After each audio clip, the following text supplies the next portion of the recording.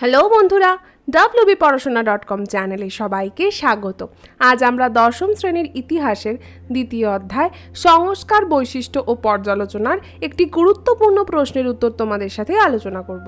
তবে আলোচনার শুরুতে জানিয়ে রাখতে চাই, wbporashona.com বাংলার প্রথম ডিজিটাল প্রশ্ন উত্তর সহায়িকা। পাঠ্য বিষয়ের বিভিন্ন প্রশ্নের উত্তর আলোচনা তোমরা যদি বিনামূল্যে পড়তে চাও তবে এখনই ভিজিট করো আমাদের ওয়েবসাইট wbporashona.com এ। লিংক ডেসক্রিপশন বক্সে দেওয়া আছে।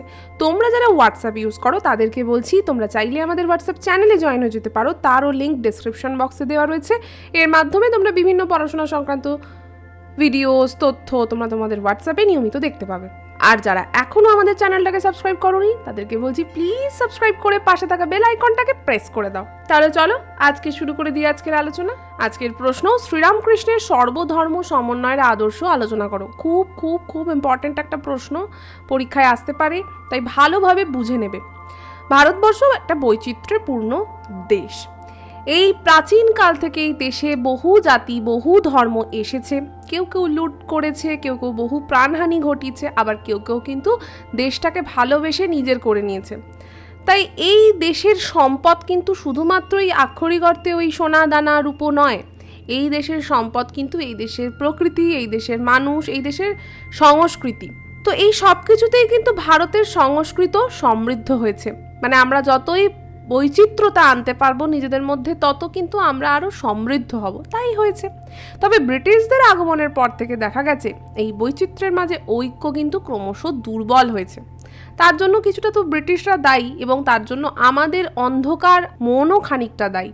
ব্রিটিশরা তাদের নিজেদের স্বার্থে ভারতবাসীর জন্য বিভাজন তৈরি করেছে এবং অশিক্ষাকে হাতিয়ার করে জাতি, বর্ণ, ধর্ম বিভেদে মেতে উঠেছে। আর মানুষ, আমরা যারা ভারতবাসী সেই সময় ছিলাম, তারা সকলেই ভেবেছি এটাই ঠিক, আমার জাতি শ্রেষ্ঠ, আমার বর্ণ শ্রেষ্ঠ বা আমার ধর্ম শ্রেষ্ঠ।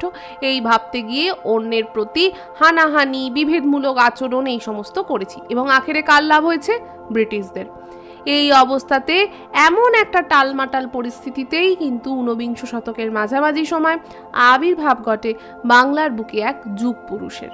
তার নাম শ্রীরামকৃষ্ণ।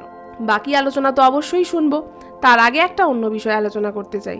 সামনে মাধ্যমিক, প্রস্তুতি হবে একদম নিখুঁতভাবে। তা কি করে করবে? প্রতিটা সাবজেক্টের সমস্ত অধ্যায় ভালো করে খুঁটিয়ে পড়ো এবং প্রতিটা অধ্যায়ের ওপর টেস্ট দাও। এবার তোমরা অনেকেই বলতে পারো, টিচাররা তো সবসময় কোয়েশ্চেন এইভাবে দেন না, আর সবসময় আমরা মুখ ফুটে বলতেও পারি না প্রতিটা চ্যাপ্টারের টেস্ট নিন, তাহলে কি করব? তার জন্যই আমরা রয়েছি, wbporashona.com রয়েছে চ্যাপ্টার টেস্ট ইবুক সিরিজ নিয়ে। এই ইবুক সিরিজে থাকছে মাধ্যমিকের সব সাবজেক্টের ওপর প্রতিটা অধ্যায়ের প্রশ্নপত্র এবং তার মডেল উত্তরপত্র। এই মডেল উত্তরপত্রটা কিন্তু একটা বেশ ইন্টারেস্টিং জিনিস। প্রশ্নপত্র তুমি অনেক জায়গাতেই পাবে, কিন্তু তার পুরো সলভড পেপার এইটা কিন্তু খুব একটা পাওয়া যায় না। অর্থাৎ বড় প্রশ্নের বড় উত্তর, ছোট প্রশ্নের ছোট উত্তর, অঙ্ক সমস্ত করে দেওয়া, এইটা কিন্তু এখনো অবধি খুব একটা কমন ব্যাপার নয়। তাই তোমাদের যার কাছে, যাতে তোমরা নিজেরাই পরীক্ষা দিয়ে নিজেদের দেওয়া উত্তরপত্রের সাথে আমাদের দেওয়া উত্তরপত্র মিলিয়ে বুঝে নিতে পারো তোমরা কতটা প্রস্তুতি নিয়েছো, তার জন্যই কিন্তু আমরা এই রকম মডেল উত্তরপত্র তৈরি করেছি। তাই এখন থেকে টিচার বা বাবা মাকে বিরক্ত করার আর দরকার নেই। তোমরা ভালো করে পড়াশোনা করো আর আমাদের দেওয়া চ্যাপ্টার টেস্ট ইবুক সিরিজ কিনে প্রতিটা চ্যাপ্টারের ওপর টেস্ট দাও। যদি এখনই পারচেস করতে চাও তাহলে দেখো স্ক্রিনে একটা নাম্বার দিয়ে রেখেছি, 9614581033। এই নাম্বারে আমাদের হোয়াটসঅ্যাপ করে লেখো, আমি চ্যাপ্টার টেস্ট ইবুক সিরিজ কিনতে চাই। এখন কিন্তু অনেক ডিসকাউন্ট চলছে, যদি তোমরা সব কটা কেনো তোমরা চাইলে সেই অফারটাও নিতে পারো। আর যদি কেউ একটা দুটো কিনতে চাও সেক্ষেত্রে সেই চ্যাপ্টারটার নাম, সেই ইবুকটার নাম লিখে আমাদেরকে হোয়াটসঅ্যাপ করো। তোমরা হোয়াটসঅ্যাপ পাঠালেই আমাদের টিম তোমাদের রেসপন্ড করবে, পেমেন্ট পেজ পাঠানো হবে। পেমেন্ট কমপ্লিট করার 24 ঘন্টার মধ্যে এই ইবুকগুলো তোমরা তোমাদের হোয়াটসঅ্যাপে পেয়ে যাবে। তাহলে আর দেরি না করে এখনই পারচেস করো। আর যদি কিছু জিজ্ঞাসা থাকে এই একই নাম্বারে সোম থেকে শনি সকাল 11টা থেকে সন্ধ্যে 6টার মধ্যে আমাদের সাথে কন্ট্যাক্ট করতে পারো। চলে এলাম আবার আলোচনায়।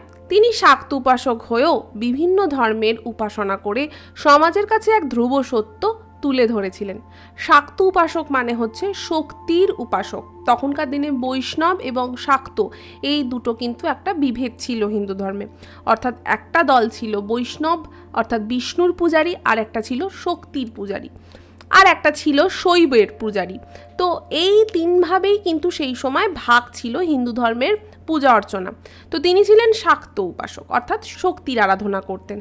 কিন্তু তিনি বলেছিলেন যত মত তত পথ। এত বড় সত্য বোধহয় খুব কম মানুষই বলেছেন। অর্থাৎ যতগুলো ভাবনা আছে তার সবই কিন্তু একই পথকে নির্দেশিত করছে। অর্থাৎ তুমি ভাবতে পারো তোমার ধর্ম, তোমার বর্ণ, তোমার ভাবনাটা সঠিক, কিন্তু ঈশ্বর বা ঈশ্বরের কাছে যাবার রাস্তা কিন্তু অনেক। তাই তুমি যেটা ভাবছো সঠিক, বাকিদেরটা ভুল, এটা কিন্তু সত্য নয়। যতগুলো মত প্রচলিত সবই কিন্তু ঈশ্বর লাভের উপায়। অর্থাৎ ধর্মের আসল উদ্দেশ্য মানুষে মানুষে বিভেদ নয়, আসল উদ্দেশ্য হচ্ছে ঈশ্বর লাভ। যে পথেই হাঁটো না কেন, ধর্ম আসলে ঈশ্বরের কাছেই নিয়ে যায়। শুধু তোমার মনের ইন্টেনশন, তোমার প্রকৃত ইচ্ছায় যেন কোনো খারাপ না থাকে। বিভেদ নামে ঈশ্বর নয়। তিনি মানব জাতিকে এক অন্য উন্মুক্ত হিন্দু ধর্মের স্বাদ দেন। যে হিন্দু ধর্মে কিন্তু গোঁড়ামি নেই, যে হিন্দু ধর্মে অপরকে ছোট করে না, যে হিন্দু ধর্ম সকলকে আগলায়, বুকে করে নেয়, সেই কিন্তু তার শিক্ষা ছিল। এই সহজ সরল তদানীন্তন শিক্ষার সুযোগ না পাওয়া মানুষটা ধর্মের এমন এমন গূঢ় কথা সেই সময় অতি সারল্যের সাথে প্রচার করেছিলেন যে এনার ভক্ত সমাগম প্রচুর বেড়ে যায়। বহু মানুষ তিনি তার কাছে আসতেন নিয়মিত, তারা তার কাছে সমৃদ্ধ হতেন। তার বহু মানুষ তার শিষ্যত্ব গ্রহণ করেছিলেন। তাদের মধ্যে ভীষণ একটা ইম্পর্ট্যান্ট নাম তোমরা সকলেই প্রায় জানো, তিনি হলেন স্বামী বিবেকানন্দ।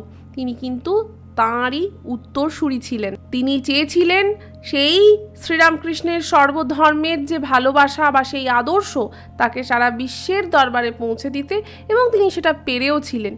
এইভাবে বাংলার তথা ভারতবর্ষের বুকে শ্রীরামকৃষ্ণ ঊনবিংশ শতকে কিন্তু ধর্ম সংস্কার, মানে যাকে বলে একেবারে বিপ্লব ঘটিয়ে দিয়েছিলেন। আজকের আলোচনা এখানেই শেষ করছি। কেমন লাগলো আজকের আলোচনা তা আমাদের অবশ্যই জানাবে। ভালো লাগলে লাইক আর শেয়ার করো। আর যারা আরও প্রশ্ন উত্তর পড়তে চাও তাদেরকে কি করতে হবে, wbporashona.com এর ওয়েবসাইটটা একটু ভিজিট করতে হবে এবং আমাদের ইউটিউব চ্যানেলটাকেও একটু ফলো করতে হবে। তাহলে দেখবে পরীক্ষার আগে প্রস্তুতি একদম খুব সুন্দর হয়ে গেছে। তাই আর দেরি না করে এখানেই শেষ করছি। মন দিয়ে পড়াশোনা করো। ফিরে আসবো অন্য কোনো দিন অন্য কোনো পর্ব নিয়ে। ততক্ষণ টাটা।